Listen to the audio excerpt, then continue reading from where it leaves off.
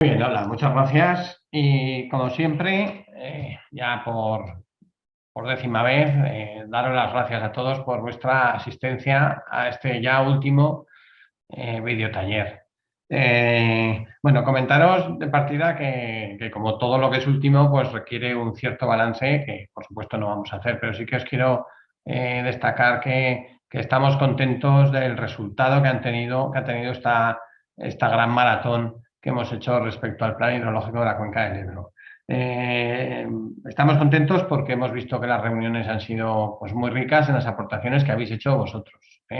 Por un lado, nosotros hemos intentado hacer un esfuerzo de presentaros claramente lo que dice el plan y luego de plantear unas preguntas claras y concretas que aportasen dentro de lo que es la línea que queríamos que se discutiese sobre el plan. Bueno, pues el número de gente, la constancia, algunos de vosotros que habéis estado viniendo día martes tras martes y os lo agradecemos enormemente y creemos que el resultado ha quedado unos resúmenes y están quedando unos resúmenes que reflejan realmente todo este debate, todo este juego de posiciones que tenemos respecto a los temas importantes del plan hidrológico. Entonces, es un material que nos parece oro puro. Ya lo hemos utilizado en alguna reunión para ver un poco las perspectivas que hay en la cuenca de temas de interés y, por supuesto, seguiremos utilizándolo y va a ser un elemento pues, muy importante para enriquecer lo que es el plan hidrológico que está ahora en consulta pública. Deciros que la sesión, como siempre, será grabada. Grabamos esta primera parte de presentaciones y grabamos la última parte de puesta en común. La parte intermedia de lo que es el taller, de las reuniones de trabajo, esa parte no se graba para que pues, os expreséis con total libertad, sabiendo que aquello no va a haber más registro que el que vosotros queráis que haya a través de vuestro moderador de cada una de las sesiones. Hoy, décimo taller, comentaros que pues notamos un cierto desgaste, hay un poquito menos gente que otros días, aunque el aforo creemos que es también muy representativo, con gente de distintos sectores y además gente de mucha calidad en las perspectivas y las visiones que podéis dar. O sea que la verdad es que creemos que este taller también va a ser interesantísimo. Comentaros que hemos hecho un esfuerzo para mandar un correo electrónico a cada uno de los 49 ayuntamientos que están relacionados con las reservas hidrológicas de la cuenca del Ebro. Lo mandamos hace 2 semanas y bueno, eso es reflejo de nuestro esfuerzo por intentar hacer que toda la cuenca se involucre en los temas que entendemos que les afectan y bueno, pues seguiremos intentando que estos ayuntamientos que están relacionados con estas reservas, que son los principales interesados, los principales beneficiados, pues que estén al tanto de lo que supone esta figura. Y hoy hablamos de esto, de las reservas hidrológicas. Perdonad el título que en principio pusimos reservas naturales fluviales. Esa es una de las 3 reservas hidrológicas. Hoy vamos a hablar de las 3, como habéis visto en el borrador de la presentación que os hemos mandado. Bueno, este va a ser el objeto de la reunión de hoy. Para eso vamos a contar, ya lo hicimos en la sesión de sedimentos, pero de nuevo, gracias a su disponibilidad y su generosidad en el esfuerzo, con Javier Sánchez Martínez, su director general de protección del agua. Y bueno, él intervendrá, hará la primera intervención de presentación del tema. Además, Javier es la persona que desde el Ministerio ha sido responsable de impulsar los temas de las reservas hidrológicas en España, con lo cual tenemos un ponente de una calidad y de una actualidad tremenda y seguro que va a ser interesantísimo lo que nos va a contar. A continuación, pues intervendré yo para centrar los temas de las reservas hidrológicas dentro de lo que es el plan hidrológico. Ya sin más, ya doy la palabra a Javier para que nos aporte pues, información sobre este tema. Como siempre, unos 30 minutos y a continuación ya serán los talleres en los cuales esperamos recabar vuestra opinión y vuestra visión sobre este tema tan concreto y tan importante que está recogido en el plan hidrológico. Javier, cuando quieras. Venga, pues muchas gracias, Miguel Ángel. Y bueno, yo prometo no estar hablando 30 minutos, sino todo lo contrario, ¿eh? O sea, la idea pues era simplemente pues daros unas pinceladas de qué son las reservas y qué estamos haciendo ahora, ¿no? Que yo creo que es lo más importante, ¿no? En principio, cuando se modificó la ley de aguas, pues ya hace más de 15 años, se creó la figura de las reservas naturales fluviales y anteriormente pues ya existía una figura que era de las reservas hidrológicas. y estos temas, pues bueno, pues no se habían desarrollado mucho hasta que en los planes hidrológicos del ciclo anterior y del primero, pues ya se identificaron en parte pues esos ríos que podían declararse como reservas, ¿no? Y es a partir de ahí cuando empezamos a trabajar bastante el concepto, y en 2016, pues a la vez que, o simultáneamente, a la vez que se aprobaron los planes hidrológicos del segundo ciclo, ya sí que dimos un contenido bastante más poderoso pues a la figura de las reservas naturales fluviales, y durante el segundo ciclo de planificación pues ya se declararon formalmente las distintas reservas naturales fluviales, y a partir de ahí pues hemos ido más que trabajando bastante en implementar muchas de las medidas. En la web del Ministerio tenéis lo que llamamos el Catálogo Nacional de Reservas Hidrológicas, en el que tenéis una ficha y digamos, toda la recopilación de antecedentes y la caracterización de las primeras 135 reservas naturales fluviales que se identificaron y que se declararon formalmente durante el segundo ciclo de planificación.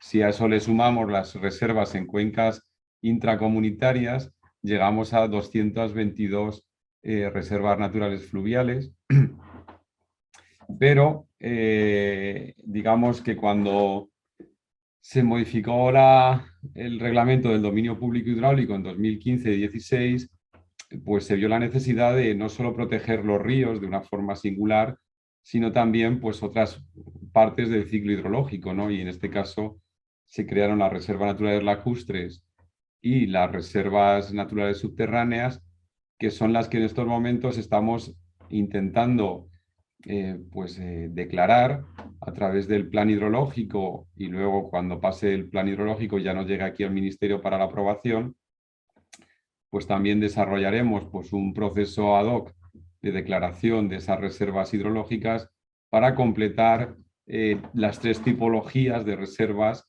que tenemos previstas en nuestro ordenamiento jurídico, ¿no?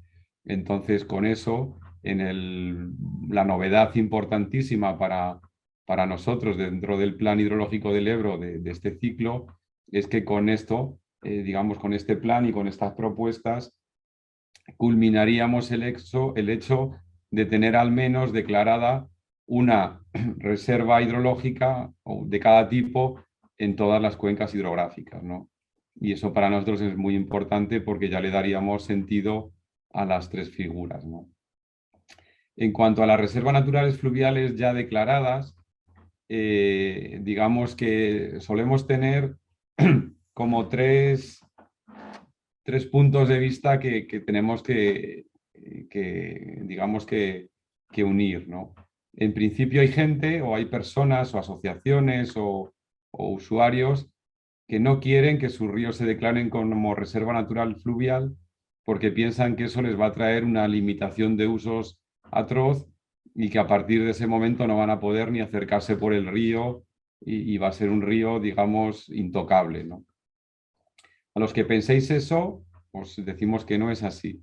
Si las reservas naturales fluviales han llegado hasta este momento en un estado de conservación bueno, es por lo que se está haciendo en esa cuenca está funcionando bien. De forma que lo que hacemos con el concepto de la figura de la reserva natural fluvial es que nada nuevo pueda destruir el río, pero prácticamente todo lo que se está haciendo se puede seguir haciendo porque hasta ahora pues el río ha llegado en buen estado hasta nosotros, ¿no? Entonces, los que penséis que declarar una reserva natural fluvial es algo malo porque os vamos a impedir hacer cualquier cosa en el río, quitaros eso de la cabeza de forma urgente, ¿no? Simplemente lo que vamos a intentar es conservar el río, conservar el estado, y eso sí, no hacer nada que lo pueda destruir, eso sí. O sea. Entonces, por eso, ese sería el primer sector. Luego ahí también solemos pensar que en general las reservas naturales fluviales hay otra parte, digamos, que pensamos que son sitios prístinos y en los cuales no hay ningún problema. Y ese concepto también es erróneo. Hemos hecho muchos estudios de caracterización, hemos aplicado, inventariado todas las presiones que hay en las reservas y en general en España hay muy pocos ríos que sean realmente prístinos. O sea, en general, todos los ríos tienen problemas, unos mayores y otros menores, y las reservas naturales fluviales en general tienen pocos problemas, pero sí que necesitan relativas inversiones. Fundamentalmente, una de las que más estamos encontrando es la continuidad fluvial.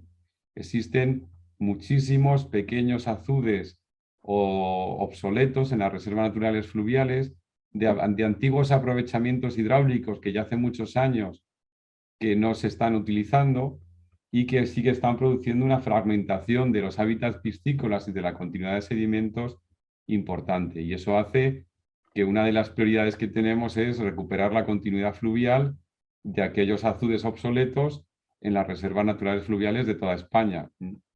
Yo no me refiero a ninguna del Ebro en general, sino en general pues a todas las que estamos viendo en España, ¿no?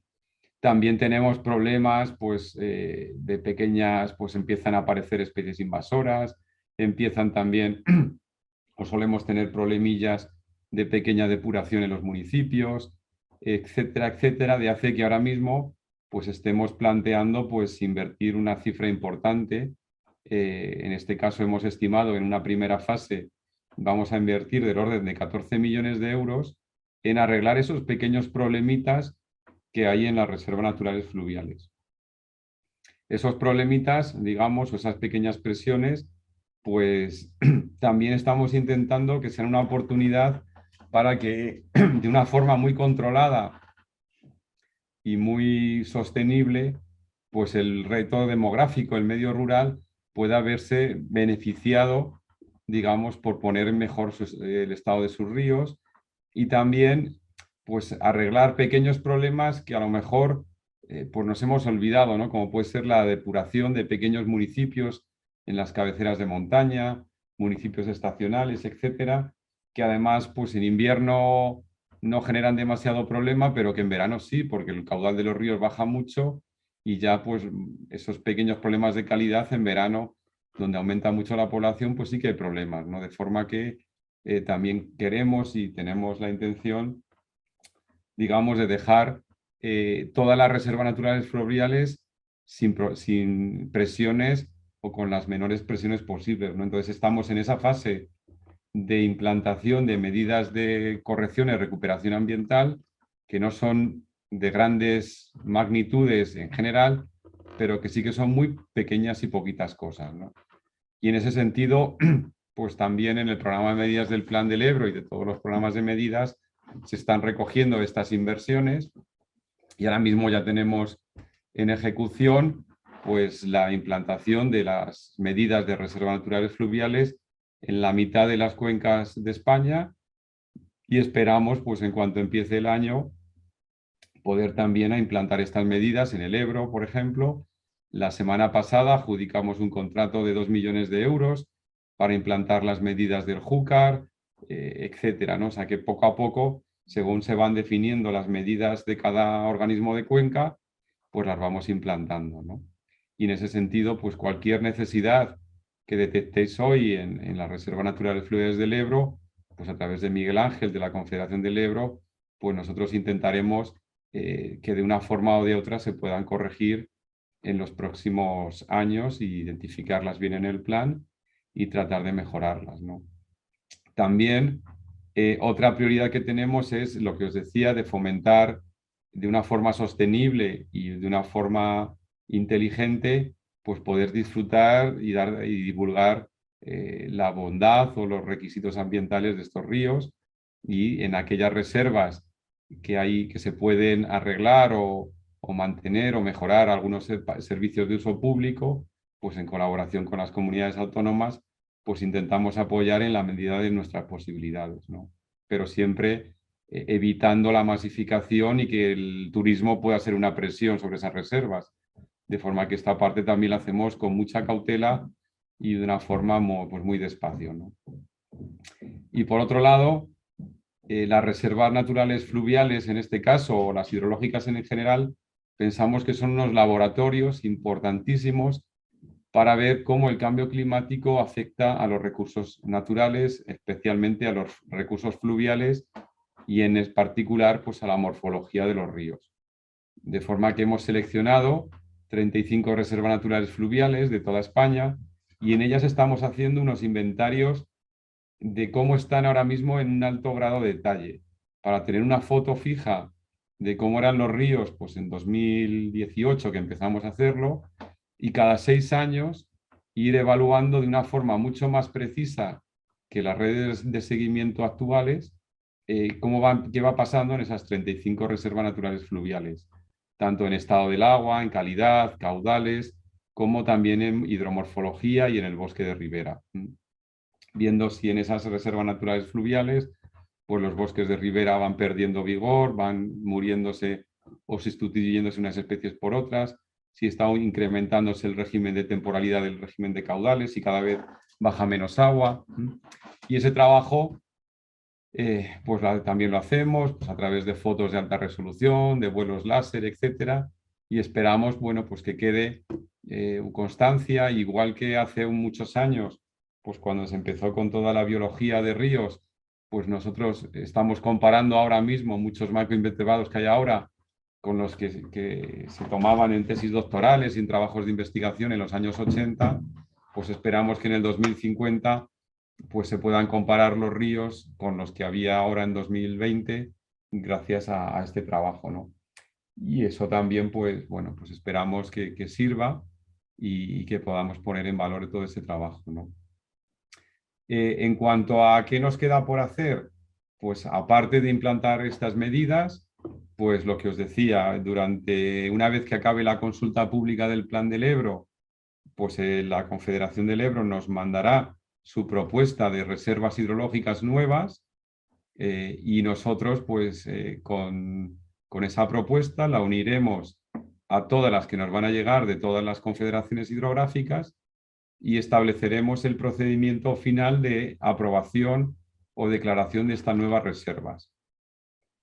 En este caso se añaden lagos o lagunas y también acuíferos o pequeñas partes de acuíferos asociadas a las aguas subterráneas y nuestro procedimiento pues será relativamente sencillo. Unificaremos todas las propuestas de todas las confederaciones, prepararemos un borrador de acuerdo de Consejo de Ministros, lo pondremos en información pública durante un mes y lo someteremos pues a informe del Consejo Nacional del Agua y cuando tengamos los resultados de la información pública del Consejo Nacional del Agua y organicemos, pues espero, diversas videoconferencias presentando esta nueva red de reservas, pues por Consejo de Ministros se acordará en la declaración de estas nuevas reservas y si todo va bien, según lo previsto, cuando se apruebe el Plan del Ebro de tercer ciclo, ya estarán formalmente declaradas estas nuevas reservas y el Plan del Ebro pues recogerá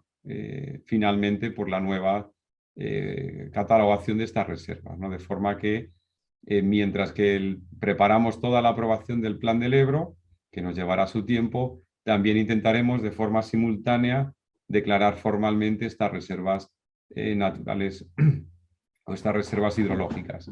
Y así pues se puedan inscribir en el registro de zonas protegidas, tal y como está previsto, y con eso pues podamos implantar o definir las medidas de protección necesarias para las nuevas reservas hidrológicas que se declaren en en el próximo plan, ¿no? Y de forma que pues el sentido que tiene este taller es esencial para nosotros porque podremos conocer de primera mano la situación actual y la Confederación del Ebro pues pueda valorar pues todas las acciones y las peticiones que tenéis, ¿no?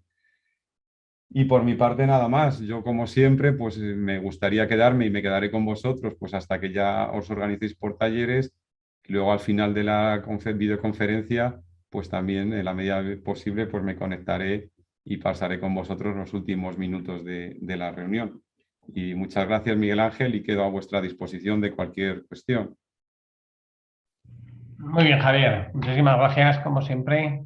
Y muchas gracias por esa visión que nos das desde el Ministerio de la estrategia, las líneas de trabajo que se dan respecto al tema de las reservas hidrológicas, que a veces parece que son esas auténticas desconocidas para el territorio. Y yo creo que ese es uno de los grandes retos que tenemos por delante. Voy a compartir mi pantalla y el sentido de mi presentación tiene, creo que la estáis viendo ya, tiene como dos partes. Una principal es que yo querría, de hecho luego una pregunta para el taller va relacionada con los aspectos normativos. Entonces yo querría hacer un repaso rápido, y perdonarme el rollo un poco legal, pero sí que me interesa mucho que sepamos todos lo que dice la norma respecto a estas reservas hidrológicas para que no nos lleve a equívocos de lo que significa esta figura, puesto que a veces hay una cierta confusión.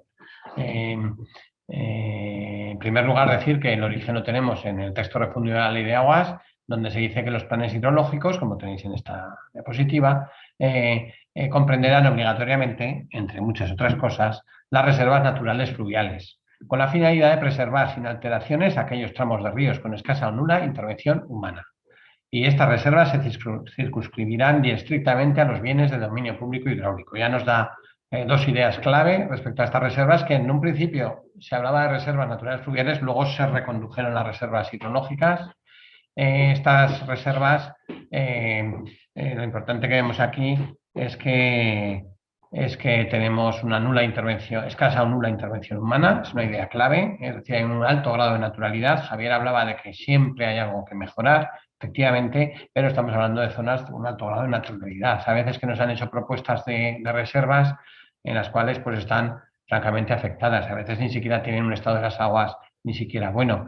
Entonces, bueno, eso choca con esta definición ya desde el punto de partida que habla de esa naturalidad. Y luego, por supuesto, se circunscriben al dominio público hidráulico. No hablamos de aquí nada más que del dominio público hidráulico. Es decir, los cauces y su entorno más inmediato, ese que se inunda una vez cada 10 años, nuestros vasos de nuestras lagunas y lo que son nuestros acuíferos. ¿Vale? Nos salimos de este dominio público. La Ley de Plan Hidrológico Nacional nos define ya de reserva hidrológica, ya superamos el concepto de reserva natural fluvial, ya hablamos de reservas hidrológicas y nos dice que por motivos ambientales, y nuevamente ríos, tramos de ríos, acuíferos o masas de agua, en las que características de su importancia hidrológica, una reserva para la conservación en estado natural. Aquí habla del estado natural, naturaleza, es decir, nuevamente esa referencia a un estado poco alterado. El artículo 25 de esta ley nos dice que lo tiene que aprobar el Consejo de Ministros a propuesta del Ministerio. Lo que os estaba comentando Javier del procedimiento que esperaba que íbamos a tener en los próximos meses, pues es siguiendo en parte esta norma, que luego se desarrolla posteriormente, y lo importante es que aquí, como veis, ya se dice que los planes hidrológicos de Cuenca incorporarán las referidas reservas. Entonces, por lo tanto, aquí la declaración de estas reservas ya va ligada al propio proceso de planificación, de ahí el sentido total que en estos talleres pues tengamos uno que haga referencia a estas reservas hidrológicas. Avanzamos más y tenemos la modificación, el decreto del reglamento del dominio público hidráulico. Modifica el reglamento de dominio público hidráulico, la modificación es del año 2016, en ella ya se hace una reglamentación completa, detallada, de las características y procedimientos para declarar estas reservas. Esto va de lleno al taller de hoy y por lo tanto es una referencia básica para que lo tengamos todo muy claro, todos muy claro a la hora de hablar de este tipo de reservas. Como siempre, nos dice que está referida a los bienes de dominio público hidráulico, ya lo sabíamos, aquí se constata, y luego se dan para determinar si las reservas hidrológicas poseen especiales características o una importancia hidrológica, que es lo que dice la definición. Dice que hay que atenderse a dos cosas: al estado de las masas de agua, que tiene que ser muy bueno, o a sus características hidromorfológicas. Y las características hidromorfológicas se detallan en este artículo, que habla en cuanto a cauces, pues tienen que ser unas tipologías de ríos, en cuanto a lagos, pues una tipología de lagos y de características hidrológicas, de profundidad, de inundación, características geológicas, y luego los acuíferos con respecto a sus características geológicas, hidrogeológicas y conexión a los ecosistemas terrestres aquí. En estas características que da el reglamento, si bien antes parecía que las reservas hidrológicas tenían que estar siempre en buen o muy buen estado, aquí abre un poco el ámbito y dice que, bueno, eso puede ser tenido en cuenta, pero que también lo que hay que tener en cuenta es las características, digamos, de estas masas de agua que vamos a proteger y tienen que tener una cierta importancia de cara a la representatividad de comportamiento dentro de cada demarcación y dentro del territorio nacional. Lo que sí que se mantiene es esa característica de que son reservas que tienen que tener una conservación en un estado natural. Por lo tanto, ese estado natural es un aspecto importante que tenemos que garantizar a la hora de proponer una figura como reserva, es que tiene que estar en un cierto grado importante de condición próxima al referente natural. Bien. Las reservas hidrológicas se clasifican en 3 grupos: fluviales, lacustres y subterráneas, y siempre cada una de las definiciones nos va a terminar diciendo también el estado natural, como veis aquí, la fluvial, su estado natural, la lacustre, su estado natural, la subterránea, su estado natural. Esto es una constante que va a estar en la definición. Luego hay un procedimiento de declaración, no voy a entrar en su objeto, ya lo ha comentado Javier, y bueno, esto está reglamentado. Y luego, por último, esta modificación del reglamento de dominio público habla de régimen de protección. Esto en su momento fue una novedad porque desarrolla, digamos, ese régimen de protección que tiene que tener una reserva en el momento que es declarada como tal.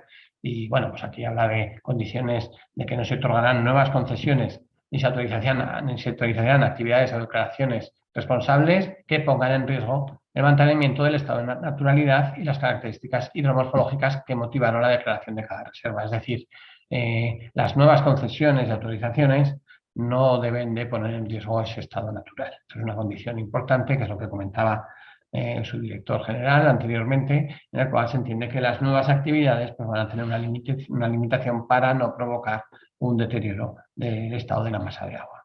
En las existentes tenemos el apartado B que dice: no se autorizarán modificaciones de las concesiones u autorizaciones existentes que también pongan en riesgo esa naturalidad. Lo que nos dice es que lo que existe en este momento pues podrá seguir existiendo, pero sí que modificaciones o cosas nuevas pues tendrán que garantizar que no afectan a ese estado natural. En el caso de que haya alguna actividad existente que ponga en riesgo ese deterioro, entonces sí que la Administración puede ejercer de oficio un proceso de revisión de esa actividad y bueno, pues eso es un aspecto que está recogido en este punto C. Y bueno, yo creo que ya de este apartado pues hemos destacado lo más importante. La gestión de las reservas, pues lo importante es que dice que el organismo de cuenca, es decir, la Confederación, tiene que establecer un conjunto de medidas de gestión de las reservas que se incorporarán en los programas de medidas de los planes hidrológicos de la demarcación. Hay que decir que este conjunto de medidas se ha elaborado en el territorio español con la colaboración indudable del Ministerio para la Transición Ecológica. Ha llevado una serie de trabajos de detalle para que han llevado a hacer esta propuesta de medidas de gestión. Incluso ahora está realizando pliegos para su ejecución. Por lo tanto, las confederaciones lo hemos apoyado, lo hemos asesorado, pero ha habido un impulso por parte del Ministerio que ha sido fundamental. De ello, en el caso del Ebro, hablaremos más adelante. Hay un catálogo nacional de reservas hidrológicas que está en la página web con una serie de contenidos que están aquí establecidos, y la página web que el Ministerio pues, tiene un apartado de reservas hidrológicas donde se pone información básica, y luego también se recoge ese catálogo nacional de reservas hidrológicas que para el caso del Ebro, pues, por ejemplo, tenemos aquí las que hay actualmente declaradas oficialmente por el Consejo de Ministros y publicadas en el BOE, que son 25 reservas naturales fluviales. Vamos al plan. El plan hidrológico, las ideas fundamentales es que, sacadas del folleto que hicimos para dar difusión, es que tenemos un total que en el plan del segundo ciclo se propusieron 25 reservas naturales fluviales que ya están aprobadas, se han aprobado durante el segundo ciclo de planificación, que supone una longitud total de 400 kilómetros. Esto supone el 12% de la longitud de ríos declarados como reserva natural fluvial en España. En total son unos 3.300 para toda España. Y respecto a las masas de agua de la cuenca del Ebro, esos 400 kilómetros suponen en torno al 3% de las masas de agua superficiales de la cuenca del Ebro. Es decir, un porcentaje pues, bastante razonable de protección para estas masas de agua especialmente importantes en su preservación. Además, el plan hidrológico recoge unas medidas de actuación, tal y como establecía la norma que os decía anteriormente.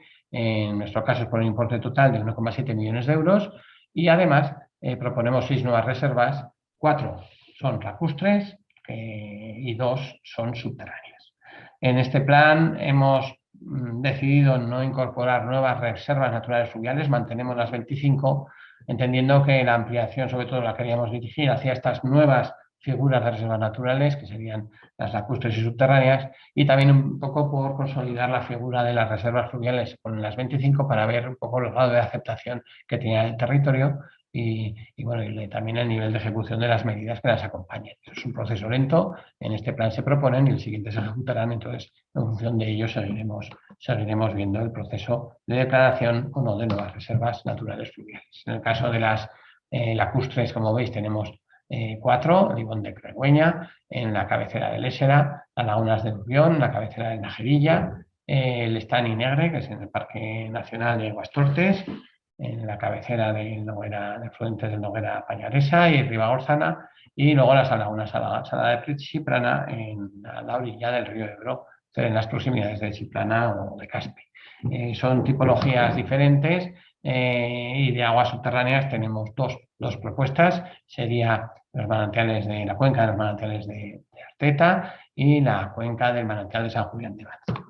En el plan hidrológico tenemos un anejo, el de zonas protegidas, en el cual hay un apartado de reservas hidrológicas. En la memoria se resumen, pues son las reservas hidrológicas que hay, las propuestas, pero luego hay un apéndice detallado en el cual se expresan, este es el anejo del apéndice, el índice del apéndice, en el cual se van a expresar con detalle las fichas de cada una de estas nuevas propuestas, indicando sus características y la justificación que ha llevado a su propuesta.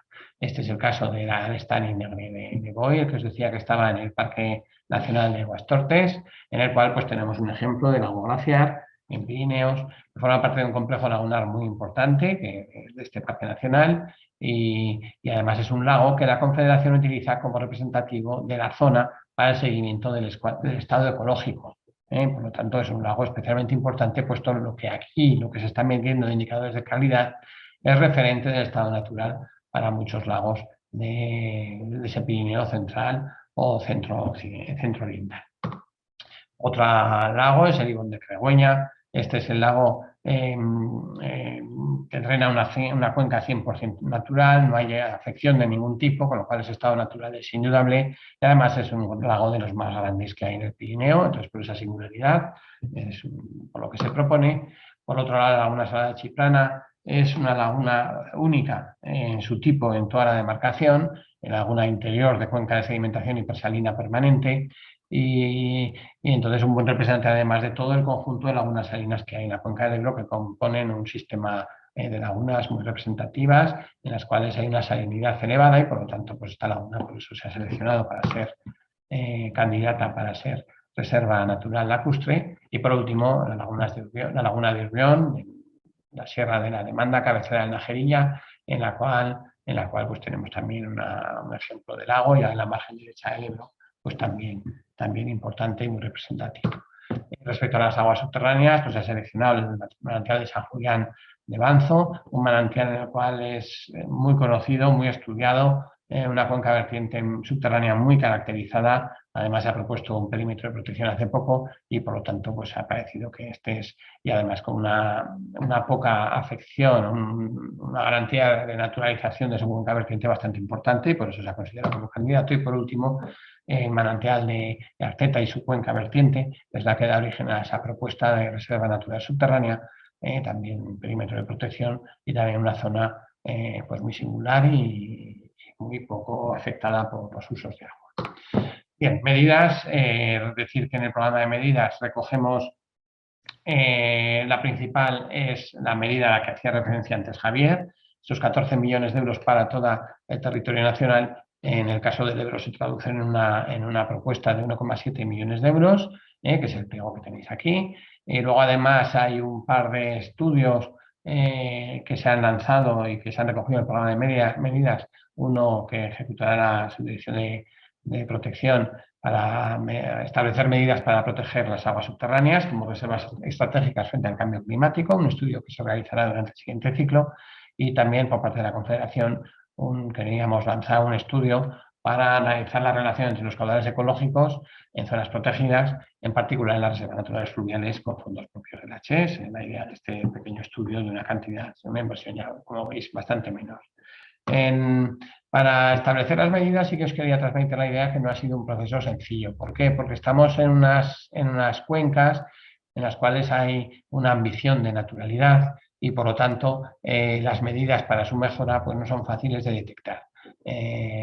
Son medidas muy naturales, entonces se ha hecho todo un análisis, se hizo por parte de la Subdirección de Protección un estudio muy detallado de visita, identificación, caracterización de cada una de estas reservas de toda España y las 25 del Ebro, por supuesto, y sobre ella lo que se hizo, bueno, esta tabla ya sé que no veis nada, simplemente destacar que para cada una de las 25 se hizo una batida de qué tipo de medidas se podían proponer. El detalle de esta tabla lo tenéis aquí, en la cual vemos, y lo que os quería destacar es la tipología de medidas posibles, aquí lo tenéis relacionado, y en el caso del Ebro, pues el sumatorio de todas las posibles actuaciones en cada una de ellas, para cada una de las 25 reservas naturales fluviales. Aquí lo importante es que vemos el tipo de medidas que se han barajado después de un trabajo intenso de caracterización, reconocimiento y discriminación, y vemos el tipo de medidas a las que nos estamos refiriendo: inventario, revisión administrativa legal y ordenación de captaciones,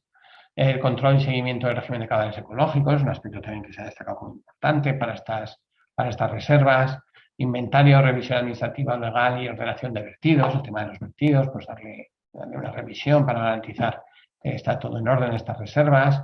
Eliminación de escombreras, vertederos incontrolados ilegales, retirada de obstáculos transversales, ya lo comentaba Javier antes, permeabilización de obstáculos transversales, actualización de mejora y conservación de vegetación de ribera. Bueno, este tipo de medidas, que lo tenéis en la presentación, no voy a alargarme más, que si no me extiendo demasiado, pero es el tipo de medidas en las cuales se intenta buscar en este tipo de reservas. ¿Y a qué nos ha llevado este análisis? Pues en esta partida de 1,7 millones de euros que os comentaba antes, lo que se ha establecido por el momento es la elaboración de una...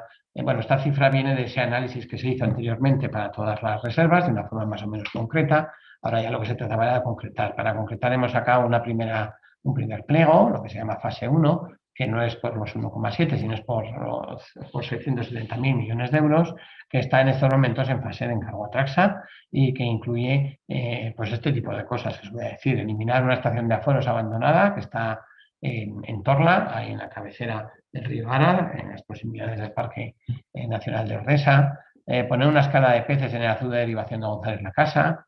La escala de peces pues es una masa de agua que está que coge la parte final de una reserva natural fluvial, ahí en la cabecera de Liragua, retirada de un puente en la pradera de Ordesa, estudios de seguimiento de las 25 reservas hidrológicas, instalación de cartelería, limpieza de basuras en una zona concreta, en una reserva fluvial, por ejemplo. Esto es para que os hagáis una idea del tipo de medidas que están barajándose y que, por supuesto, tal y como os preguntaremos en el taller, ahora a continuación, o cualquier idea o iniciativa que por parte del territorio se pueda barajar, por supuesto, estaremos encantados de valorarlo.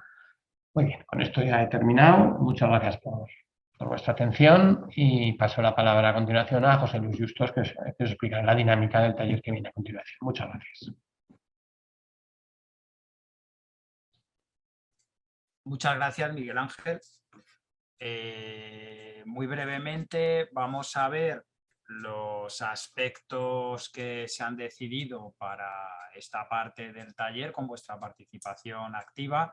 Son simplemente 2 diapositivas que vamos a ver ahora mismo de forma rápida. Y aparte de esto, luego nos vamos a poner a trabajar en pequeños grupos para que nos podáis hacer todas las aportaciones que consideréis oportunas sobre estos aspectos que creo que estáis viendo. Si alguien no me dice lo contrario, Miguel Ángel, ¿se ve? Vale, pues... Sí, se ve. Un poquito cortado, pero se ve perfectamente. Vale, a ver, ¿ahora se ve mejor? ¿Se ve entero?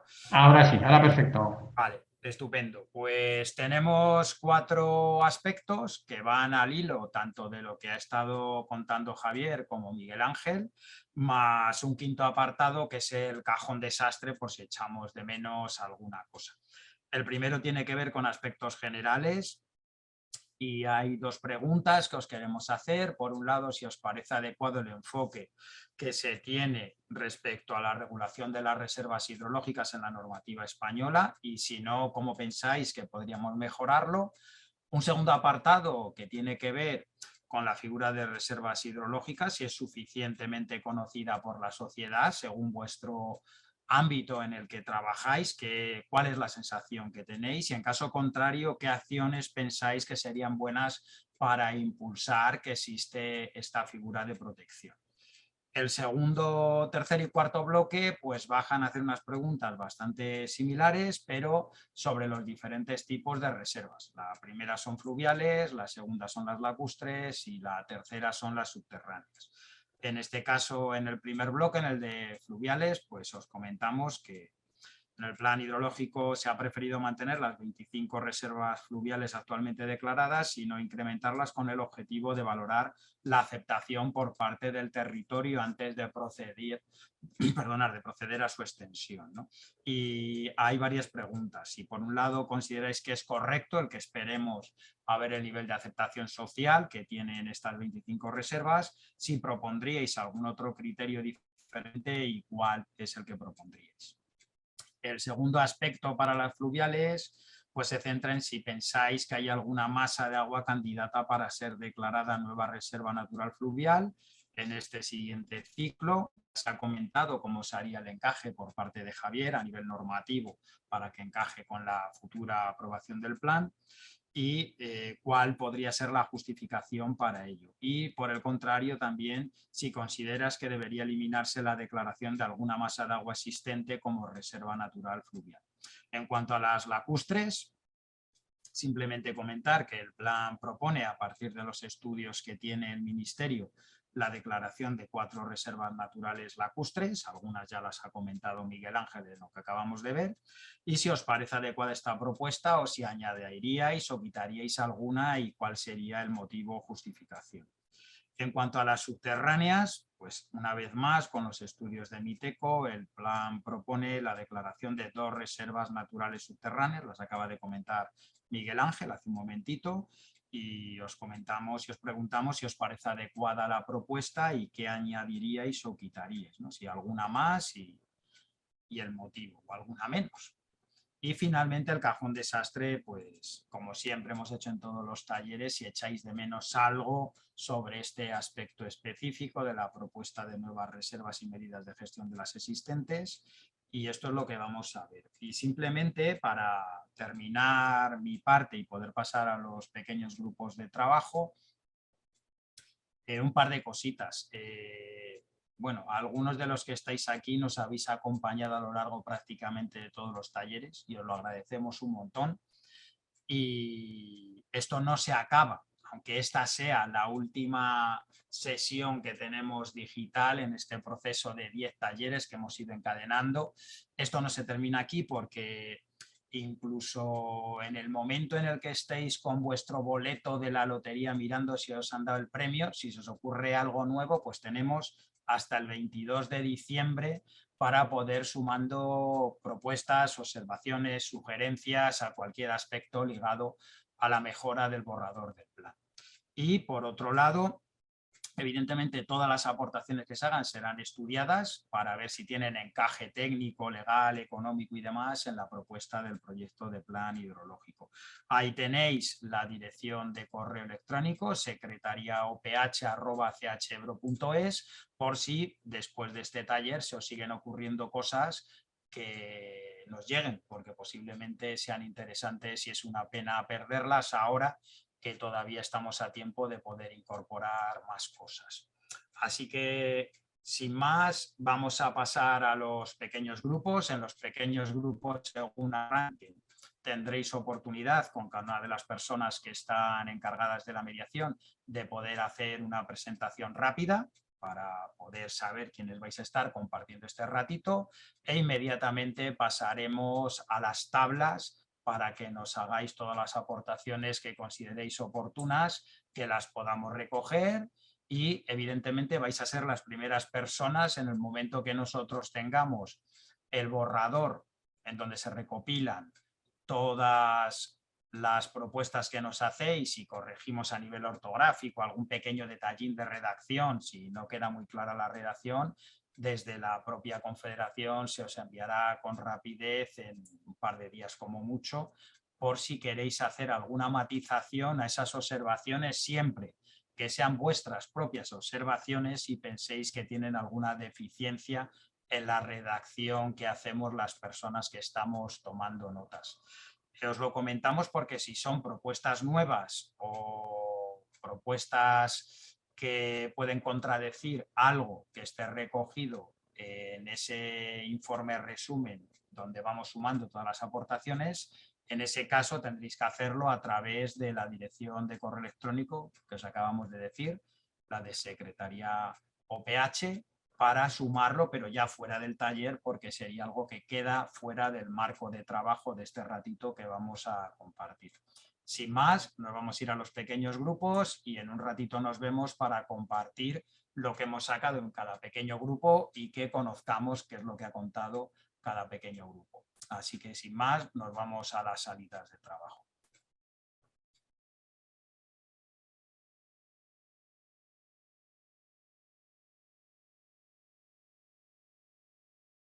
Pues creo que estamos ya todos.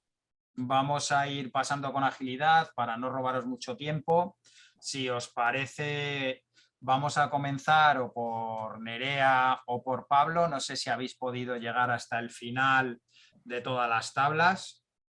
Yo he llegado hasta el final, pero si puede empezar Pablo, que tengo Vale. que corregir un par de cosas. Vale, pues si puede arrancar Pablo. Si puedes, Pablo, y si no, arranco yo. Que... Vale, sí. Venga, Sí, pues arranco entonces yo. empezamos.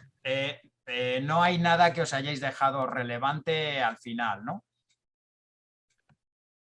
No, bueno, a mí me están haciendo una última aportación. Creo que he sido capaz de recogerla porque he sido justo cuando hemos vuelto. Si no, luego cuando lo leamos... pues Lo que sumas luego, no te preocupes.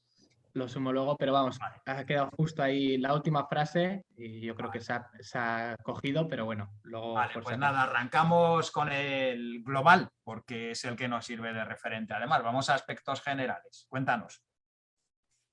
Vale, bueno, en el apartado A, sobre la primera pregunta, sobre si el enfoque era adecuado, se ha comentado que sí, que es adecuada, pero se puede mejorar.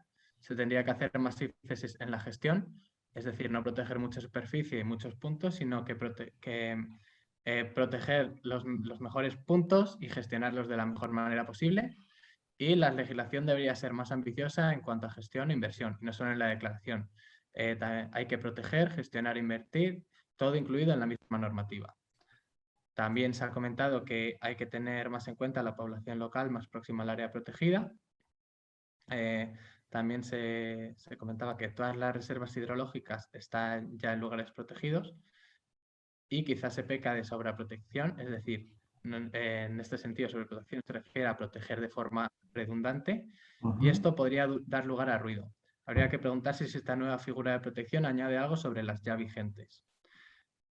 También se comentaba que en zonas más bajas de los ríos, es decir, no en las cabeceras, sino más abajo, hay controles estrictos sobre los vertidos. Sin embargo, en muchos municipios, como el municipio, como es el caso de Fiscal, de Broto, de Torla, que son municipios en la cabecera de Lara, no hay depuradoras, es decir, no hay ningún esfuerzo de depuración de estas aguas. Por lo tanto, la falta de inversión y gestión en las zonas ya protegidas destaca frente a las restricciones que se tienen que cumplir más abajo de los ríos por las empresas. Hay que invertir en esas cabeceras de esos ríos para la depuración de esas aguas. Y por último, también se comentaba que cuando se hagan figuras para la protección de las aguas, se va a entrar en algún tipo de conflicto con el entorno. Por lo tanto, hay que contar con la gente y buscar alternativas con la transversalidad de todos los actores. Vale. Y eso con relativo a la primera pregunta. Relativo a la segunda, esta de ¿crees que la figura de las reservas hidrológicas es suficientemente conocida por la sociedad? Y en caso contrario, ¿qué acciones crees que habría que impulsar para mejorar este conocimiento? Se comentaba que no es muy conocida porque la gente en el ámbito de la administración no las conoce mucho. El propio territorio debería verlas como positivas y hacerlas suyas. Así el territorio podría participar más de la gestión e inversión y así se mejoraría el conocimiento de estas figuras. Según qué tipo de figuras se sabe más o menos. Sobre las subterráneas no se sabe apenas nada por parte de la sociedad, pero en general no son conocidas. en la zona del río Ara sí que se conocen localmente esas figuras, sin embargo, en general, estas figuras de protección no son conocidas y también se comentaba que no se conocen estas figuras en el territorio y que la confederación debería ser didáctica y para ello formar e informar y, por lo tanto, cumplir esa función desde las escuelas hasta los ayuntamientos, empresas, etc. Hay que abrir ventanas para dar a conocer esas figuras de reservas hidrológicas. Eso es todo por Vale, mi parte. estupendo. De acuerdo, Pablo. Pues pasamos la palabra a Nerea. Vale, a ver, compartir. Vale, pues desde mi grupo se ha dicho que no es una figura incentivadora, que en el caso de Aragón hay una gran cantidad de ríos candidatos, pero que ha sido necesario ser muy escrupuloso y esto ha hecho perder el efecto incentivador y ha dejado fuera muchos territorios que no han podido incorporar sus ríos. Que se ha creado un gran territorio de tierra de nadie, que el hecho de que no haya nuevos cultivos frutales, nueva fertilización, pero que estos tramos restringidos sin posibilidad de incorporarse mediante otros mecanismos a una mejora, acabarán siendo abandonados. Por lo tanto, estos territorios tienen limitado su acceso a una figura de protección de tipo reserva fluvial. El tema de la calidad es lo más difícil para conseguir. No se ha visto en los planes la forma en la cual se va a hacer una revisión continua para mantener la calidad de estas zonas, que llama la atención que se especifica en reservas naturales lacustres que no hayan alterado el estado natural y que, por ejemplo, se pierden determinadas figuras como la balsa de Zolina o de Escoriz en la cuenca de Pamplona, que ha quedado abandonada pero que presenta alta biodiversidad y que no tiene actividad minera desde hace un tiempo y que con la actual normativa no quedaría dentro de la zona de reserva natural, por lo que no se entiende por qué no podría entrar en esta regulación. Es decir, que la selección no se puede basar en zonas sin previa intervención humana, que se sobreponen las figuras estatales y la de la autonomía, siendo a veces ambas difíciles de compaginar. Sin ninguna duda, la opinión es que los más interesados en mantener las masas de agua y su buen estado son los que habitualmente viven de ellas, como son los agricultores y las administraciones, que serían las dos figuras que deberían marcar las directrices de la misma. Esto va en otra. Aquí. Y respecto al segundo punto, que la figura no es muy conocida, que turísticamente puede tener un sentido, pero que se entiende más como una limitación o un impedimento, que al menos en Navarra no es muy conocido y que genera mucho conflicto por solaparse dos figuras de protección diferentes.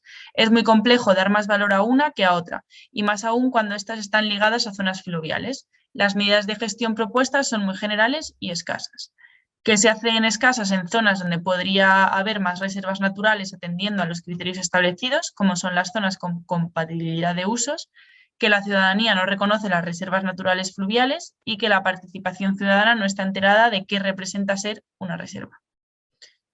Y eso sería por mi parte. De acuerdo, pues paso a compartir la tabla de mi grupo. Nos vamos al principio. Bien, por un lado se comenta que hay que tener en cuenta todos los usos del agua que existen, incluyendo los usos turísticos también, cuando se habla de estas reservas. Por otro lado, se ha dicho que puede ser un enfoque adecuado para poner en valor la singularidad y buen estado de conservación de algunos tramos y que habría que potenciar la relación de esos tramos con Red Natura 2000, incluso para los técnicos que estén relacionados con la gestión de esos espacios, porque puede haber solapes, como se ha dicho también en algunos de los pequeños grupos anteriores, entre espacios que tienen algún tipo de protección en Natura 2000 con lo que se ha definido como alguna de las reservas hidrológicas fluviales. Por otro lado, aclarar dónde interviene cada administración pública relacionada con la gestión, a quién se debe denunciar una agresión, al SEPRONA, a los agentes ambientales de la comunidad autónoma donde esté, a la guardería fluvial, saber cuál sería el régimen sancionador también en este caso, para saber quién lo aplica y de qué régimen sancionador estamos hablando. Por otro lado, se ha dicho que sí, que es una buena figura. Por otro lado, se ha comentado que podría generar miedo por cierta sobreprotección o posibles prohibiciones respecto a lo que se hacía anteriormente, y también que puede haber muchas figuras de protección que se solapen y generen confusión. Y hay que ver qué medidas reales se pueden implantar y que la gente vea que se hacen cosas y que no se queda simplemente en una declaración sobre el papel. Se ha insistido también en la colaboración entre todas las administraciones públicas. Se ha comentado también que es importante y que es mejor regular usos que directamente prohibirlos de forma taxativa, como una medida de orientación de cómo gestionar estas reservas. Y luego se ha comentado también que muchos ríos ya tienen un plan de protección y por eso es muy importante ver cómo colaborar entre administraciones públicas para no volver a inventar algo que ya existe, ¿no? Cuando se habla de coordinar dentro de los CEC, de Natura 2000, con las reservas fluviales y trabajar de forma colaborativa entre todos para o no solaparse o no generar medidas que en algún momento puedan chirriar a una otra administración con competencias.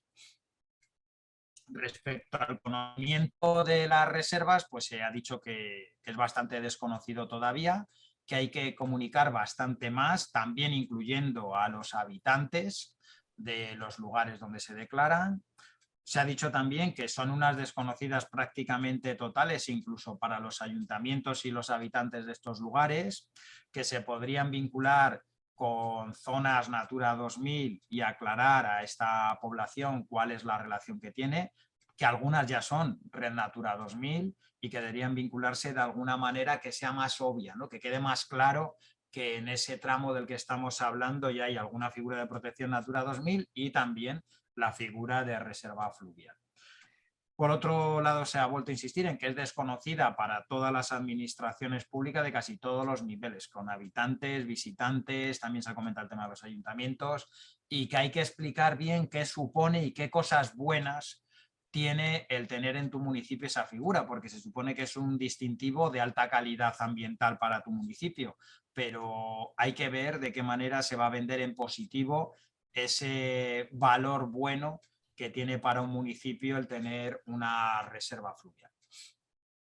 Y finalmente se ha comentado que hay que tener en cuenta las medidas de gestión que ya estaban previstas en lugares que son Natura 2000, además de reserva fluvial. En cuanto al siguiente apartado, y así seguimos avanzando, en el caso de las reservas fluviales, se ha comentado que sí, que es bueno ir poco a poco y fomentar esta figura, que es bueno comenzar desde lo local, que es bueno comenzar con pequeños tramos y que pueden faltar tramos como en determinadas zonas del Cinca o el Ésera, que están muy bien conservados y que podrían ser también candidatos, o también el Cinqueta con la gran calidad que tiene.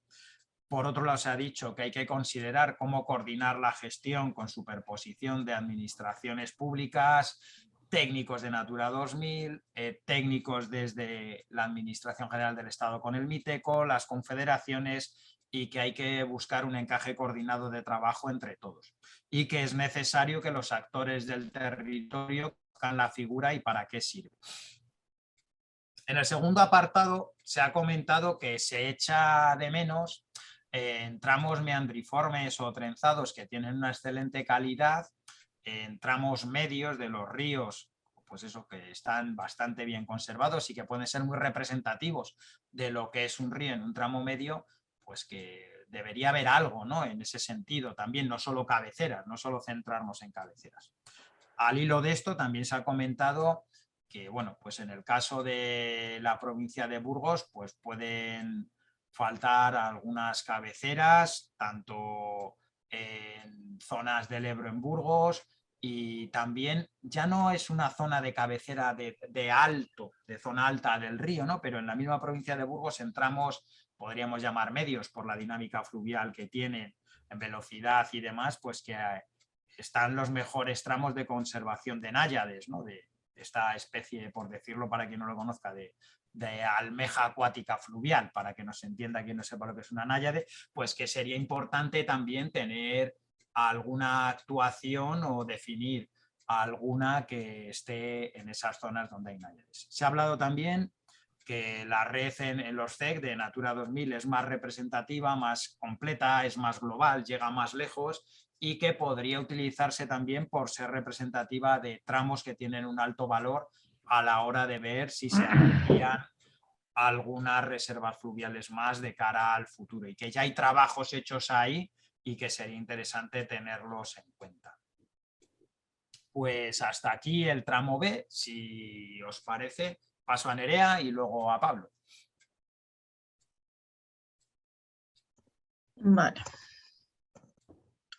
Vale, pues en mi grupo, respecto a este primer punto B1, se ha dicho que se desconoce el proceso de participación que se ha seguido para la proposición de estas 25 zonas de reserva y por lo que resulta curioso el establecimiento de ellas, y que lo mismo ha pasado con la declaración de las 4 nuevas, que no ha llegado la información al territorio de forma suficiente, por lo que es difícil conocer si hay más propuestas.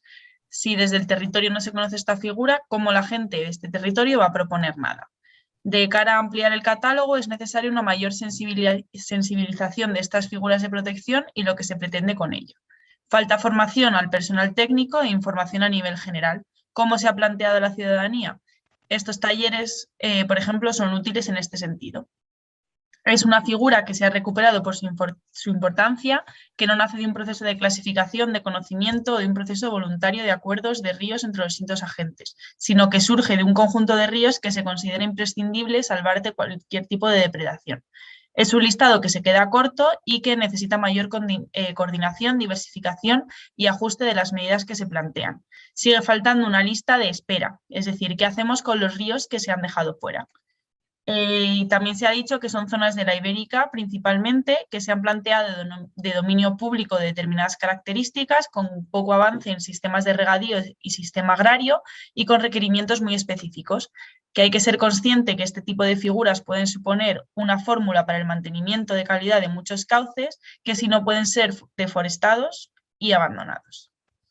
Y respecto al punto B2, se ha hablado de pequeñas balsas que, como no tienen una aportación constante, pueden ser figuras relevantes y no están catalogadas, pero que podrían recogerse como reservas naturales fluviales, como por ejemplo la balsa de Undián, que es una buena oportunidad para zonas concretas con interés de reserva natural que no están catalogadas y que en vez de hacer solape con otras figuras de protección, habría que establecer nuevos criterios más específicos para establecer estas nuevas zonas, como por ejemplo la balsa de Zolina o de Ezcori, que las catalogaciones deberían ir por otra línea y que, por ejemplo, se podría abusar más del GIS para ver el territorio con más claridad, ya que es una herramienta muy útil. Los ríos con aguas muy calcáreas que tienen un alto valor natural que no están protegidos. Por ejemplo, en el río de Onsella se podría solapar 2 figuras de protección, ya que los pueblos de la zona también utilizan este recurso para abastecerse. Que habría cantidad de tramos de río de cabecera que entrarían en reserva natural fluvial y cantidad de ibones que, como Cregueña, que este es el más grande del Pirineo, pero que hay otros con la misma consideración. Y que todos los ríos pirenaicos, hasta que encuentran una población, pueden ser reserva natural fluvial. Y eso sería todo por mi parte. De acuerdo, pues pasamos la palabra a Pablo y lo único, recordaros que ya hemos colgado en el chat del taller el enlace para poder contestar la evaluación de grado de satisfacción con el mismo. Es muy breve, es responder si no, y como ya hemos visto que hay alguna de las personas que tiene prisa y va a tener que dejar el taller, os pedimos a todos, por favor, que rellenéis la encuesta de satisfacción. Adelante, Pablo. Vale, perfecto. Pues mira, para el apartado B, la pregunta B1 se ha respondido que parece perfecto que se cuente con la aceptación del territorio. También se ha comentado que para qué ampliar si primero hay que poner en valor lo que ya se tiene declarado como reserva. Y también se comentaba que es una medida prudente y correcta. Primero hay que conocer las otras reservas y que haya una transversalidad a la hora de gestionarlas, que los agentes puedan participar de forma transversal. Y en el caso de la pregunta B2, es verdad que algunos participantes comentaban que no se conoce el tema con tanto detalle como para dar una respuesta formada, pero bueno, sí que ha habido otras aportaciones, como esta que tenemos aquí, que han enumerado una serie de zonas que les parecían de interés para declarar reserva, y entonces nos mencionan el río Algars, que es afluente del Matarraña desde su nacimiento hasta la localidad de Arenys de Lledó, incluido su afluente de Els Estrets. El río Peña hasta Matarraña, el río Trastavís desde su nacimiento en la Comunidad Valenciana hasta el río Matarraña, el río Bordón, el río Guadalope desde los estrechos del Valloré hasta la Algeciras, el río y Sávena con su confluencia en el Ésera, y es que el punto común es que todas estas aguas entran en conflictos con distintos participantes y hay que tener eso en cuenta para gestionar de la mejor manera posible. Al hilo de este comentario, también se comentaba que en la Ibérica hay un gran vacío en cuanto a reservas fluviales y que la Confederación tiene un patrimonio hidráulico en el sistema ibérico muy importante, por ejemplo, en el Alto Guadalope, pero que esta zona, sin embargo, aparece poco representada en cuanto a sus reservas. Y también nos hacían otra aportación de que el río Isuel en su cabecera también debería estar incluido como reserva. Vale, Si Pablo, queréis, aprovecho y paso al C. continúa tú con el C. Sí, perfecto. Vale, bueno, en el C simplemente se ha hecho esta aportación sobre el tema de las reservas naturales lacustres y bueno, se han propuesto como para añadir a las reservas lacustres la laguna de Sariñena en Huesca, las saladas de Alcañiz en Teruel, las saladas de Bujaraloz en Zaragoza, la laguna de Villaquemada en Teruel y la laguna de Gallocanta en Zaragoza. Vale, pues Nerea, si continúas con el C. Vale, pues en mi grupo se ha dicho que la laguna de Sariñena, de Gallocanta, con determinados perfiles, son figuras de protección muy poco armadas que al final ejercen muy poca gestión y que hace falta darle mayor importancia. Si las establecidas se usan como prueba y luego se aplican a más masas, entonces se está de acuerdo con esta propuesta, pero no es lo que se espera que pase. Como propuesta es muy escasa, se desconoce por qué no se han incluido otras como los complejos lagunares, que son complejos sin protección, como por ejemplo el entorno de Gea, Villar Quemado, las Saladas de Sástago o el entorno del Castilliscar. Que hay otras estratégicamente colocadas en ríos con obras hidráulicas, no tanto lacustres, pero sí fluviales. Que los criterios de inclusión de reserva son muy restrictivos y que dejan fuera muchas zonas importantes. Que se sigue sin entender los criterios de inclusión de determinadas figuras, que son criterios para zonas muy concretas. Que en Navarra se han incluido muchos que siguen criterios para estudio de impacto del cambio climático, pero que tampoco se entiende cómo se va a hacer. Que no se desarrolla jurídicamente la figura de reserva, que el propio territorio no tiene una vía de participación o de adaptación a estas medidas y que falta consulta con los afectados por el territorio, que hay mucho despacho y poco terreno, y poco sobre el terreno. Y eso sería... Vale, pues continúo yo con la C para terminarla.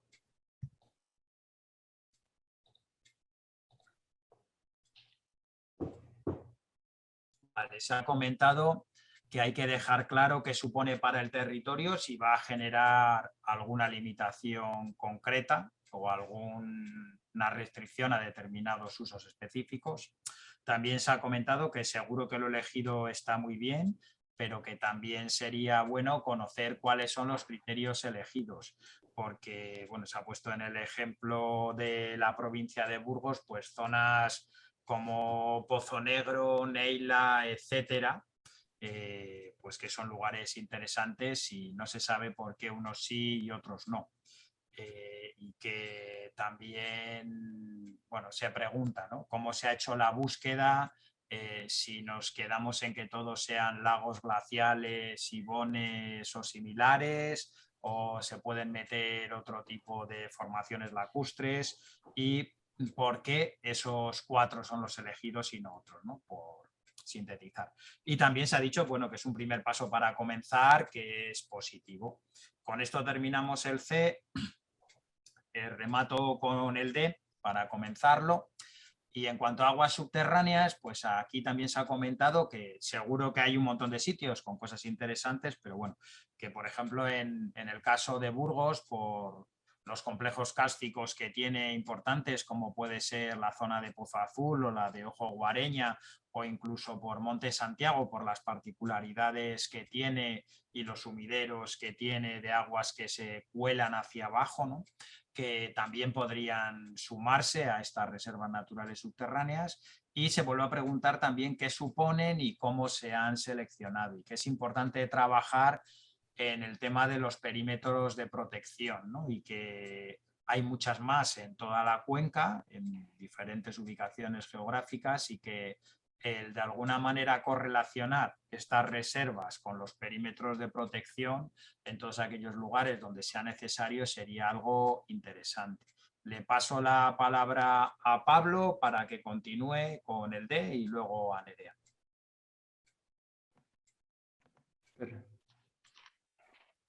Perfecto, José Luis.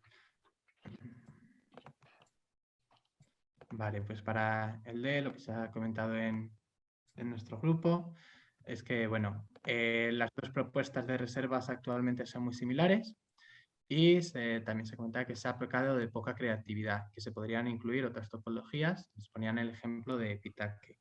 Y es que la propuesta actual se decía que es insuficiente y se deben incluir otras topologías. También se ha comentado que la propuesta está bien para arrancar, pero es poco ambiciosa. Hay otras tipologías que hay que incluir y nos daban aquí algunos ejemplos que podrían ser de utilidad, como el macizo del Turbón y las aguas subterráneas de las masas de aguas vivas, que está actualmente en regresión. Y en el caso de esta última hay que informar y dar una alternativa para evitar la regresión, protegerla y desarrollarla. Vale, pues pasamos la palabra a Nerea para que finalice el D y continúe ya con el último apartado. Vale, pues en mi grupo se ha dicho que no se habilita un medio de ayuda para los propietarios de los pozos existentes, serían los agricultores, y que se necesitan subvenciones para que puedan adaptarse a la legislación vigente. Que faltan comunidades de usuarios de propietarios de pozos, que no se entiende por qué algunos sistemas cársticos no están propuestos como reservas, que se echa de menos que no se comente en la propuesta que está relacionado con la vulnerabilidad de contaminación por nitratos en las aguas subterráneas, que el acuífero de San Julián de Banzo, que es el suministro de Huesca Capital, no se considera una reserva de agua subterránea, sino que debería ser un perímetro de protección de abastecimiento, que entre en proceso participativo para poner orden a todos los problemas de suministro de esta zona por abastecimiento estratégico y que está bien protegerlo, pero que hay otras cualidades que habría que tener en cuenta. Es un tema de protección superior por la alta calidad de fuente de suministro de agua. Y que las reservas se deberían quedar para aquellos ecosistemas de carácter fluvial subterráneo o lacustre en los que se decida hacer una gestión para su preservación o para mejorar su situación actual, a ser posible contando con el territorio. Los contratos territoriales tienen mucho papel y están poco desarrollados. Y por último, en mi grupo han querido agradecer a la Confederación Hidrográfica por estas 10 semanas intensivas que no hubiesen sido posibles sin las nuevas tecnologías, y mucho ánimo para Miguel Ángel por ser tan positivo tras todas las aportaciones recibidas y por las aportaciones finales tras los talleres. Estupendo, pues Pablo, para terminar el apartado E y luego continúo yo. Perfecto. Vale, pues cosas que se han comentado en el apartado E. La primera, que las reservas fluviales y especialmente las subterráneas son una buena oportunidad para conocer las consecuencias del cambio climático, lugares de seguimiento del cambio climático, y hay que incidir en la importancia de incluir estas zonas en el impacto del cambio climático. También se ha comentado que difícilmente se pueden seguir algunas de estas reservas para estudiar el impacto debido a su mal estado. También se ha comentado que el presupuesto está equivocado y no debería dedicarse a catalogaciones, sino a divulgación y mejora de catalogación de las aguas.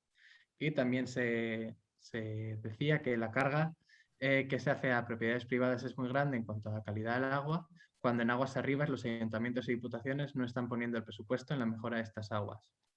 También se ha comentado que no se ha tenido en cuenta las especies piscícolas de los ríos y hay que concienciar sobre los recursos piscícolas y dar información de los tipos de gestión de los recursos de los ríos. Y que también se hacía esta aportación de que la legislación es injusta con los pescadores y hay una dejadez por parte de las administraciones, la Confederación, las comunidades autónomas, etc.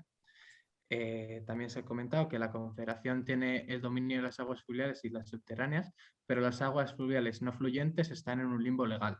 Esas aguas pueden ser para aprovechamiento y ahora mismo tienen un limbo legal que hay que retomar. Y por último, se ha comentado que la masa del río Escuriza es de dominio privado y también queda en un limbo, y que la Confederación debería proveer una solución para esta masa de agua. Un detalle, nos acaban de comentar, Pablo, que en el 27, cuando se habla de aguas, son pluviales y subterráneas, no fluviales. Ah, fluviales, vale, perfecto. Para poder corregirlo. Pues paso a rematar lo que tengo recogido en el apartado.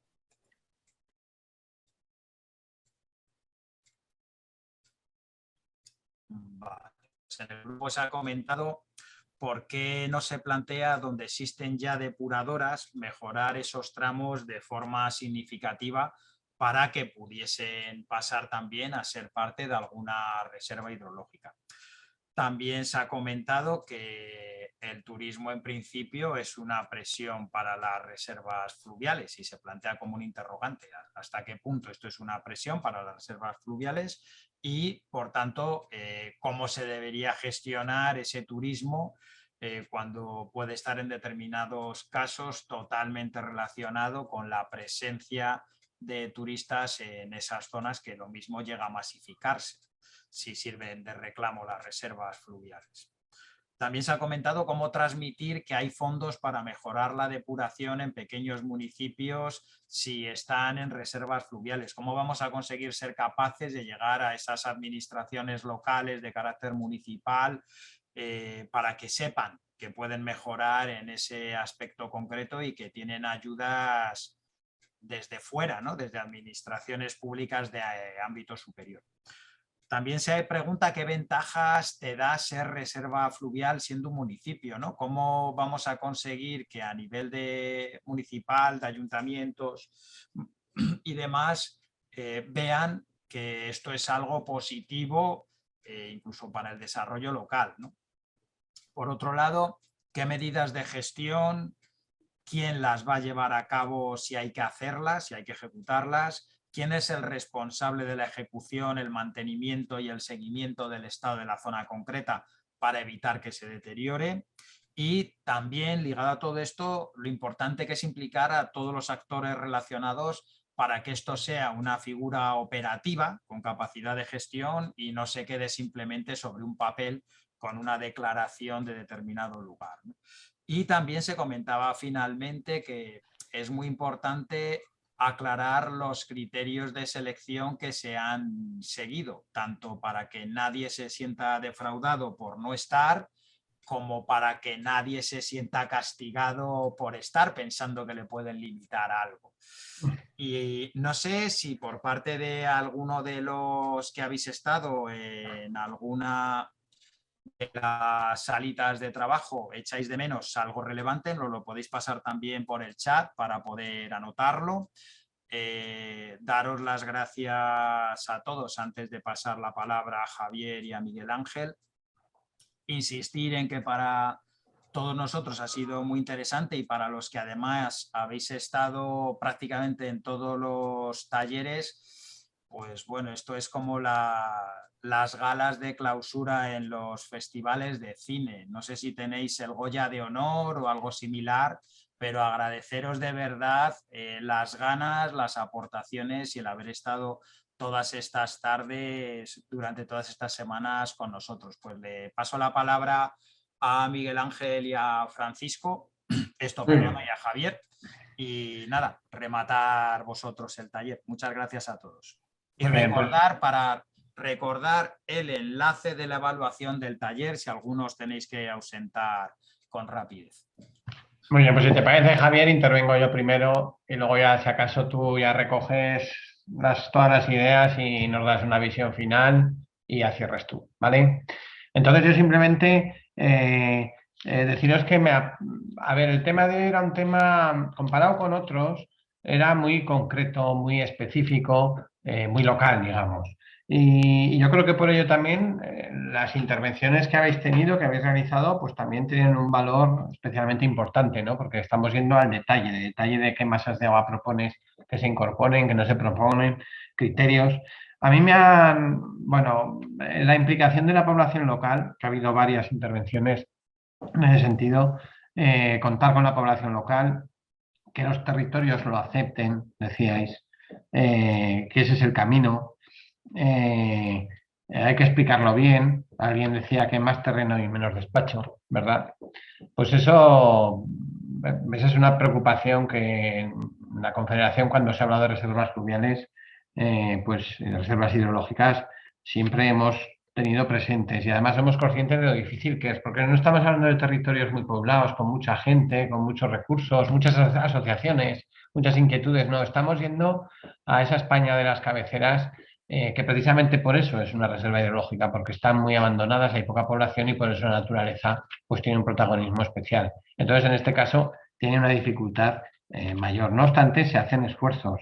se ha ido a algunos centros educativos a hacer algún taller, se ha intentado, por supuesto, incorporar a las comunidades autónomas en el proceso de toma de medidas.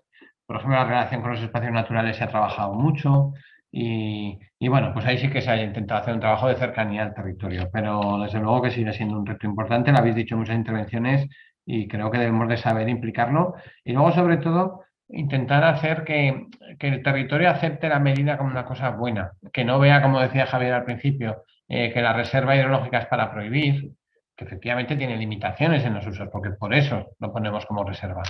Pero que al territorio le puede venir bien porque hay un interés en que eso se mantenga y por lo tanto pues hay una posible inversión. Era un poco en las presentaciones de hoy también lo que queríamos reflejar, que hay unos presupuestos para hacer cosas no cualquiera, obviamente, cosas de mejora de las masas de agua en el dominio público, que es de lo que estamos hablando, pero que hay un margen para que podamos ganar todos.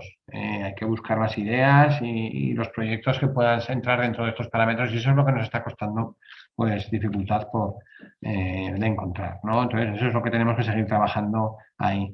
Es importante el concepto de que tienen que ser zonas con un grado de naturalidad importante. De las propuestas que hacíais, cuando os preguntábamos, pues no sé, por decir algo, la laguna de Sariñena no es una laguna que esté en un estado natural. El estado natural de la laguna de Sariñena era una laguna salada, se secaba muchas veces. Las fotos del vuelo que hizo la Confederación en 1927 lo reflejan con una claridad tremenda. Era una salina como podemos tener hoy las lagunas del complejo endorreico de Bujalós-Sástago.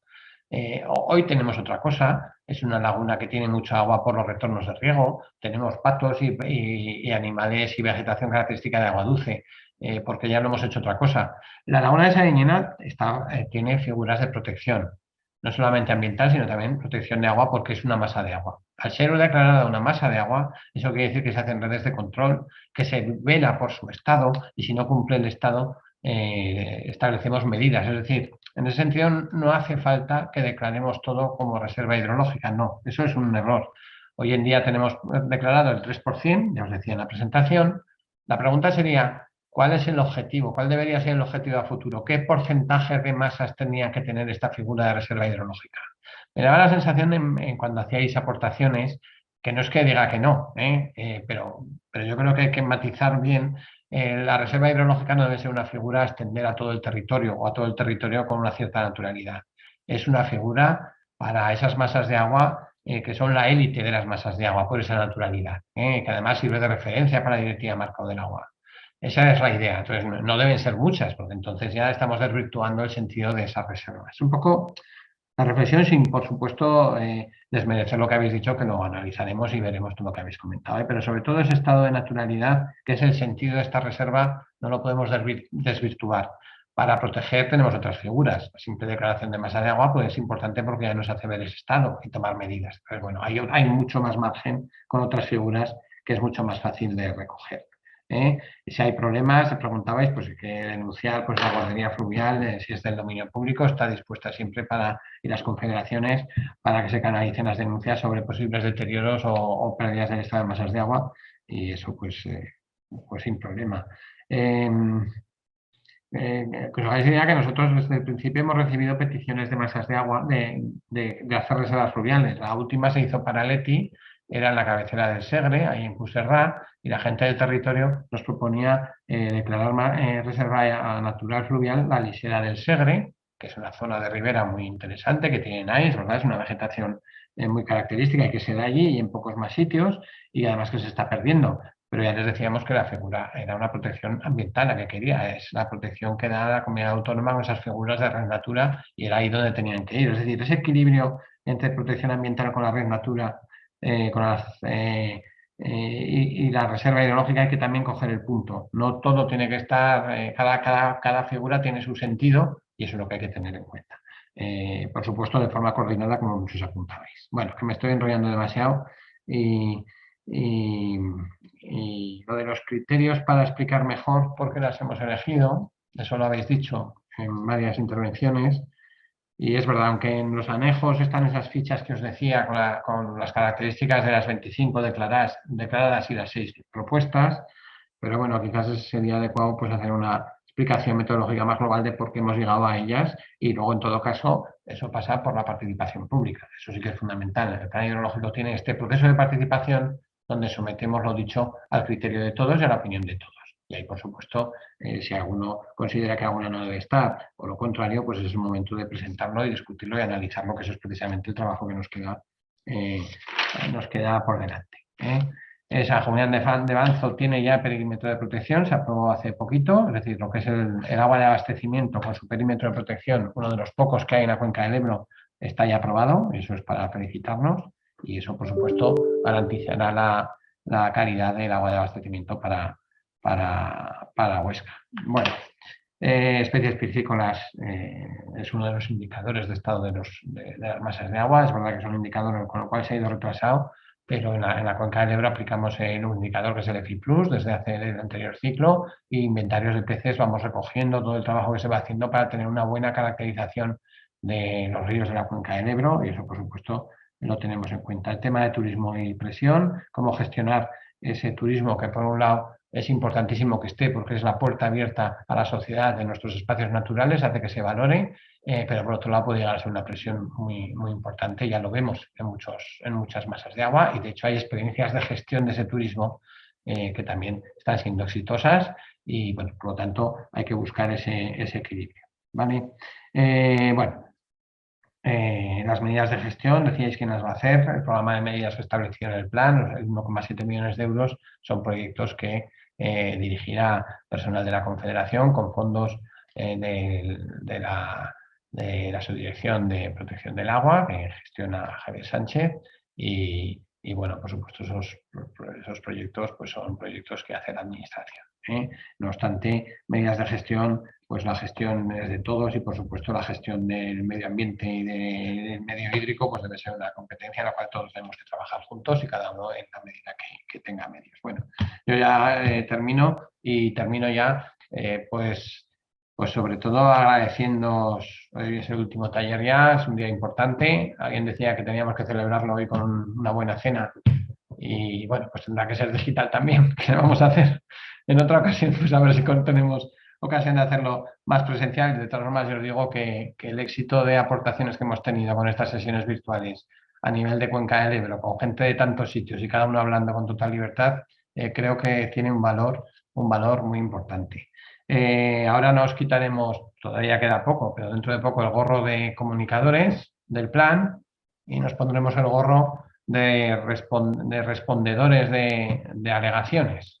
Efectivamente, hay que mantener el espíritu positivo porque lo que da por delante, si me permitís decir, es lo duro, ¿no? Intentar recoger tal cantidad de sensibilidades y darles un cierto orden. Y desde luego nuestra voluntad siempre es tener en cuenta las sensibilidades y obviamente la realidad es que luego pues, hay que tomar decisiones y entonces pues bueno, habrá que encajarlo cada cosa, pero desde luego nuestro interés es analizarlo todo en la mejor medida que podamos y con la mayor seriedad y rigor y bueno, ya llegaremos donde podamos. Desde luego que intentaremos, pero yo creo que todo este material nos permitirá hacer un plan mejor del que sacamos a consulta pública, que es de lo que se trata, y luego, si no, calma, que vendrá los trabajos de planificación para el siguiente ciclo, que empezarán en el momento que ya nosotros aprobemos el plan del Consejo del Agua y que, por supuesto, pues será ocasión para volver a hacer una nueva planificación adaptada pues ya al ciclo que venga y seguiremos trabajando y seguiremos compartiendo con vosotros todo lo que hagamos. De hecho, yo creo que ya el próximo martes vamos a echar de menos un taller de estos. Habrá que pensar algo para volver a convocar y seguir hablando de cosas de la cuenca. Yo ya tengo alguna idea, pero bueno, ahora por lo pronto yo creo que este mes de diciembre os dejaremos descansar a todos. En todo caso, aquí despido mi intervención antes de que hable Javier y dándoos nuevamente muchas gracias a los que habéis participado, los primeros, a los que habéis organizado, a 21 Sostenible, a Traxa, por todo el apoyo que nos habréis realizado. Gracias a la Subdirección de Planificación del Ministerio, que es la que ha financiado la mayor parte de estos talleres. Y bueno, que yo creo que podemos estar orgullosos todos del resultado que hemos obtenido. Bueno, ya sin más, Javier, te dejo a ti que cierres ya la sesión. Pues casi, Miguel Ángel, que tenías que haberla cerrado tú, porque después de todas las jornadas yo no debo cerrar esto, o sea que es algo más vuestro, ¿no? Yo simplemente deciros que gran parte de las aportaciones que habéis realizado consideramos que es una de las prioridades que ahora mismo estamos intentando lanzar y trabajar a corto y medio plazo, ¿no? Entonces, toda la relación entre las reservas lacustres, las aguas subterráneas, las zonas húmedas, el dominio público hidráulico, los perímetros de protección y todo ese trabajo, pues ya veréis que próximamente en futuras modificaciones normativas, etcétera, pues vamos a intentar impulsarlo muchísimo en materia de protección de las aguas. Y deciros que aunque decíais que era más terreno y menos despachos, os puedo asegurar que en la materia de reservas naturales fluviales está habiendo mucho terreno, mucha cercanía y bueno, aunque no consigamos ser muy famosos, tampoco nos preocupa demasiado ser muy famosos porque bueno, yo creo que sí que se están haciendo cosas buenas y en general está sirviendo mucho para fomentar la coordinación entre las comunidades autónomas, los espacios de Renatura y las masas de agua y los ríos, ¿no? Entonces, en la web del Ministerio tenéis todas las medidas de gestión elaboradas de las 135 reservas naturales fluviales en cuencas intercomunitarias y cada una de esas frases ha sido consensuada con la comunidad autónoma y con el gestor del espacio Red Natura. De forma que yo creo que es para estar orgullosos. Veréis cómo próximamente empezaremos, lo que decía Miguel Ángel, a implantar esas medidas y sí que os animamos ahora mismo en el proceso de consulta pública que acaba ahora y cuando ya a Miguel Ángel le toque analizar las alegaciones, pues la búsqueda de ríos representativos o de ecosistemas fluviales representativos que no estén en esas 25. Por ejemplo, hablabais de ríos meandriformes, de otras zonas de la cuenca que no sean cabeceras. Pues bueno, proponerlo y lo estudiaremos con mucho detalle porque lo que se pretende con esta figura no es proteger todos los ríos que tenemos, sino seleccionar los que son identificativos de los mejores ecosistemas o de las distintas tipologías que tenemos en la cuenca del Ebro y en España en general. De forma que para proteger todo tenemos toda la planificación. Pero aquí queremos resaltar pues, el mejor río trenzado de la cuenca del Ebro o el mejor río meandriforme de la cuenca del Ebro, ¿no? Eso sería lo que cuando en un instituto queramos explicar lo que es un río meandriforme del Ebro, pues poder buscar en la web de la Che o en la nuestra la Reserva Natural Fluvial Meandriforme, ¿no? Y que pudiésemos ir y decir, mira, esto es un meandro, coño, que ya no nos acordáis lo que era un meandro, ¿no? Pues bueno, esa es un poco la idea, ¿no? Que busquéis esos sitios representativos y luego también en nosotros, en la medida de que podamos, pues sí que en el reparto de los fondos europeos de recuperación, transición y resiliencia, priorizaremos actuaciones en reservas, priorizaremos que le llegue dinero a los pequeños municipios, intentaremos pues meter frases o condicionantes a que las comunidades autónomas ayuden también a estos pequeños municipios a desarrollar actuaciones de depuración, etcétera, ¿no? Entonces, bueno, ya lo iremos viendo. Pero Miguel Ángel, tienes que clausurar tú, yo me callo, ¿eh? O sea, yo no clausuro aquí nada. Pues nada, oye, reitero con lo que he empezado y terminado todas las sesiones, que muchas gracias a todos y que bueno, y que seguiremos trabajando por la cuenca. Así que venga, un abrazo para todos.